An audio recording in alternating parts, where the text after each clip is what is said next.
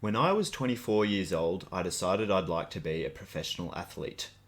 4 years later, I've tried out for half a dozen local representative basketball teams, tried to play for 4 recreational basketball teams governed by Basketball New South Wales, tried out 14 combat sports institutions, attended an athletics training session that had no adults participating, contacted another athletic club's president to ask about how I can join with no response, attempted 2 ultramarathons, one of which I got lost on due to negligently poor signage, and another I finished in the middle of the pack as there was no warning that the track was almost entirely single file, so being the gentleman I am, I let every runner go past me and had to spend half the race trying to overtake everyone, and tried out 2 gridiron teams that were prohibitively dysfunctional. I've also tried to be a professional basketball and gridiron scout, spending 3 years uploading videos of underrated athletes, accumulating over 100,000 YouTube channel views, yet after hundreds of interactions with individuals who might have been able to shine a light on my work or even facilitate giving me a job in the field, I have had almost zero interest in my scouting abilities. The lesson here is that there are gatekeepers in sporting organisations that do not want to give an unknown quantity an opportunity, which hampers the potential growth of their sports, as it appears that gaining a job in sport involves knowing certain power brokers rather than just being talented. The result is that we often don't see the most talented individuals perform at the highest levels of their sports, which hampers the quality of the sport's product. It also reduces the amount of people who can participate in the sport at any level, which can lead to poor health in our community. Trying out for representative basketball teams often means you're trying to supersede placeholders who played for the team the year prior. As a result, coaches in charge of selecting the teams might struggle to pick a previously unknown player instead of someone they've established a relationship with. They might be so apathetic in their evaluation process that they won't even give players an identifiable number, meaning that they'd have to speak to a player in person if they wanted to pick them. This inhibits a meritocratic process, leading to inferior team performance. Despite being objectively talented at basketball, I can reliably make mid-range jump shots with both hands, dribble and shoot well, run fast and play strong defense. I survived only 1 cut from the half dozen representative teams I tried out for and failed the second one. Throughout that time, I was abused by coaches and other players with no organisational oversight. I even shirt-fronted a guy because he pegged a ball at my head after I told him to stop nagging me to pass him the ball the way he wanted. The coach sided with that player as he was mates with him.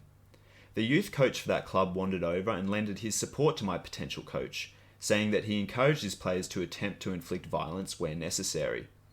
As far as I could see, there is no governing body over the standard of the coaching in sport on a regular basis. Trying to play local basketball in the Australian states of New South Wales and Victoria is very difficult. To even play one game, you have to pay around $150 to Basketball New South Wales, then around $150 to the local club, to be eligible to play in 1 half-year season. Rather than insert you into a team, they ask you to contact the teams already established in the competition. You just have to hope that those teams want to welcome you. I was prepared to move to Melbourne and try to rise through the ranks to potentially play pro basketball for the NBL, but Victorian clubs have the same gatekeeper enabling process.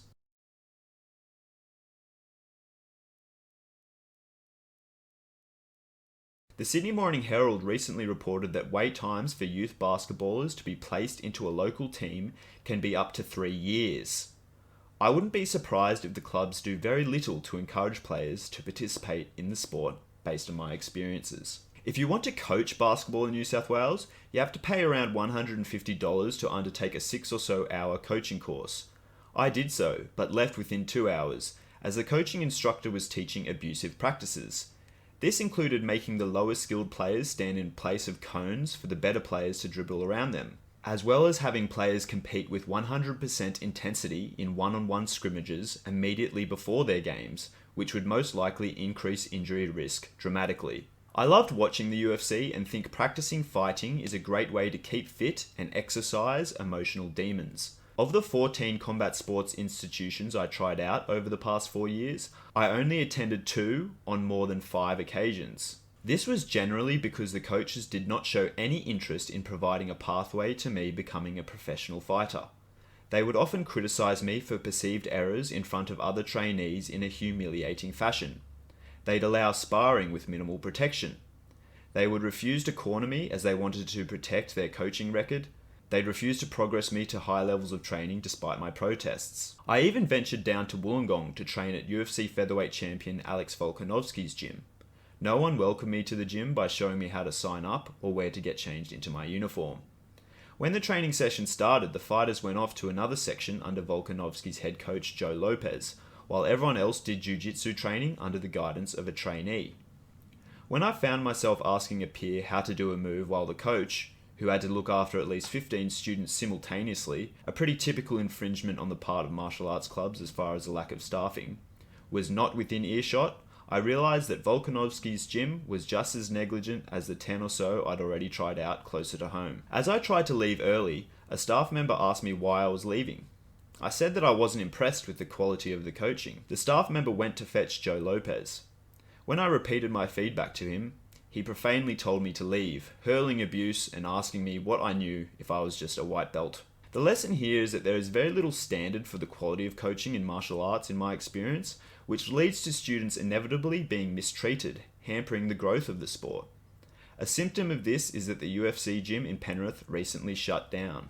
Just as in my martial arts training experience, an unfortunate reality of grassroots sport is that parents don't actively participate in their children's activities.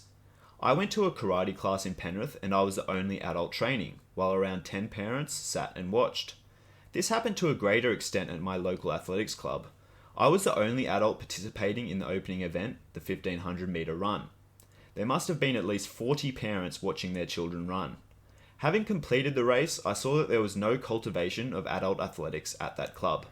This is echoed in Blacktown's athletics club, which seemingly only caters to people under the age of 17. Terrigal Trotters produces events such as a 100-mile race, which inevitably takes place at night, as the fastest ever finisher started the race at 6 a.m. and finished it at 1:27 p.m. the following day. I was placed in the top 15 of that race at the 25-kilometre point, having passed at least 3 points on the track that took guesswork to figure out which way to go.